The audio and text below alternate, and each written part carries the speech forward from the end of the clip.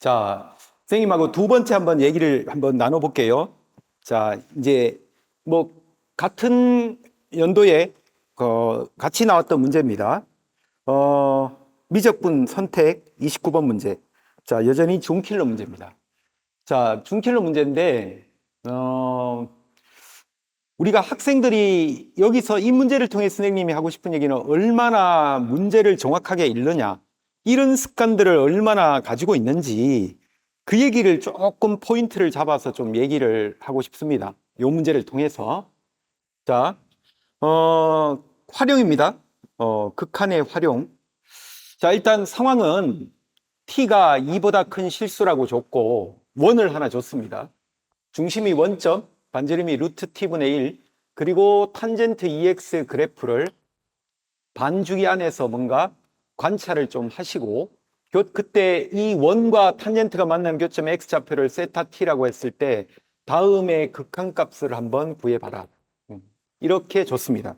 그래서 일단 한번 문제를 한번 확인을 해볼게요. 일단은 제일 먼저 확인해야 될 거는 당연히 이게 어떤 상황인지를 우리가 그림으로 이해를 하셔야 되니까 그림을 한번 그려놓고 보겠습니다. 자, 원이 하나 있습니다. 이렇게 있고 이 원의 반지름은 루트 t분의 1이라고 문제에서 제시를 했고,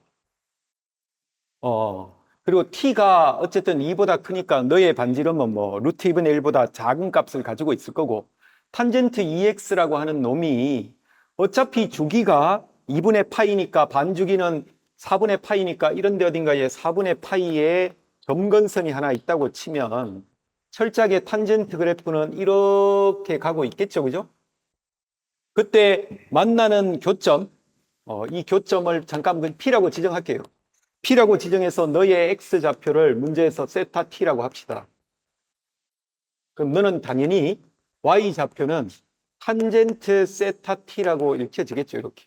탄젠트 2 세타 T라고 읽혀지겠죠, 이렇게. 자, 이렇게 읽혀진 걸 가지고 주어지는 극한값을 한번 구해봅시다라고 했을 때, 자, 이 문제는 키포인트가 찾고자 하는 이 극한입니다, 사실은. 자, 너는 도대체 어디서 나온 얘기냐라는 거, 그지? 이걸 열심히 좀 관찰을 하셨으면 좋겠습니다. 루트 t 곱하기 탄젠트 2 세타 t라고 하는 놈은 도대체 어디서 나온 식이니라고 한번 관찰을 하시면 뭔가 윤곽이 좀 보여지지 않을까요, 그죠? 자, 루트 t라고 하는 놈은 분명히 이 주어지는 문제에서 원의 반지름과 뭔가 밀접하게 연관이 되어 있는 수치일 거고, 탄젠트 2 세타 t는 점 P의 Y좌표하고 밀접하게 연관이 되어 있으니까, 그렇다면 지금 현재 반지름을 쓰셔야 되고 점 P의 Y좌표하고 연관된 걸 쓰셔야 되니까 일단 점 P라고 하는 점이 탄젠트와 원이 만나는 교점이라고 줬기 때문에 반지름이 등장하려면은 점 P라고 하는 이 점을 첫 번째 원의 방정식에다가 넣어줘야지 반지름에 대한 정보가 읽혀지니까 이 상황을 그대로 원 방정식에다가 투입을 해서 관계식을 하나 찾아보십시다라고 이야기가 진행이 돼서 가겠죠, 이렇게. 자, 이렇게 우리가 한번 읽어주시고 너는 t분의 1이라고 읽혀주시고, 자, 그리고 나서는 찾고자 하는 애가 도대체 어디서 나온 건지 조금 더 면밀하게 한번 관찰을 해보시면은 여기에 t라고 하는 놈이 있고 너하고 이렇게 만나서 넘어가주면 이놈 전체에 제곱 파트가 이렇게 노출이 돼서 나오는 거니까, 그러면 찾고자 하는 놈은 t를 곱해서 정리를 하라는 얘기 아닐까요, 그죠? 그래서 예를 먼저 한번 써볼게요, 선생님이. t에다가 탄젠트 2 세타 t 너 전체에 제곱을 이렇게 주시면 너는 t가 만나고 1이 기다리고 있으니까 1 빼기 t 곱하기 세타 t 전체의 제곱이라고 이렇게 읽혀지겠죠. 여기다가 물론 우리가 찾고자 하는 거는 루트를 빵 취해주고 리미트 t를 무한대로 보냈을 때 너의 극한이 어떻게 되느냐를 살펴라. 그게 찾고자 하는 p 값이다 라는 뜻인데, 어차피 보십시오. 자, p를 구하는 게 아니잖아, 문제가. p 제곱의 값을 구하는 거니까 결국 이야기는 그냥 여기서 다 끝나는 겁니다, 사실은. 찾고자 하는 구조를 잘 관찰을 하시면, 자, 결국 여기에서 요 식에다가 리미트 t를 무한대로 보내서 너의 극한을 관찰을 하시면 얘의 극한값이 결국 찾고자 하는 p제곱이니까 여기서 이야기가 끝나게 됩니다. 그러니까 그만큼 던져진 질문까지도 우리는 정확하게 꼼꼼하게 체크를 해보시면 이 문제를 어떤 방식으로 끌고 가야 되는지 그 가이드를 문제 속에서 충분히 우리가 얻을 수 있다는 얘기를 꼭 한번 확인을 해 보셨으면 좋겠다. 그게 이야기의 포인트라고 보시면 될 것 같습니다. 그럼 자, 너를 우리가 찾아야 되는데 그럼 너의 극한을 찾는 데 있어서 이제 자, 여기에 있는 요놈한테 뭔가 좀 집중을 해보시면 자, 너는 도대체 누굽니까? 라고 했을 때 T라고 하는 놈은 여전히 반지름과 밀접하게 연관이 되어 있습니다. 그래서 제곱이 끼어 있으니까 얘는 이렇게 한번 보시면 좋겠죠? 자, 너는 뭔가 제곱이 있어. 제곱이 있는데 자, 반지름이 루트 t야. 그럼 루트 t분의 1이야. 너는 세타 t야. 이거 전체의 제곱이니까. 자, 이렇게 인지를 한번 해보시면 뭔가 얘가 가지고 있는 의미가 어떤 의미를 가지고 있는지를 우리가 읽어낼 수 있지 않을까요? 자, 루트 t분의 1은 이원의 반지름이고 세타 t는 만나는 점 p 교점의 x 좌표니까 결국은 이 이야기를 그대로 들고 와 보시면은 이렇게 되는 거 아닐까요? 그죠? 자, 네가 반지름이고 네가 세타 t야. 너와 너의 b를 읽어라 그랬으니까 그렇다면 요각을 우리가 알파라고 잡았을 때 결국은 요 안에 들어있는 너는 코사인 알파라고 읽혀지는 놈이니까 코사인 알파의 극한값을 한번 구해봐라 라고 이야기가 논의가 되는 거 아닌가요? 그죠?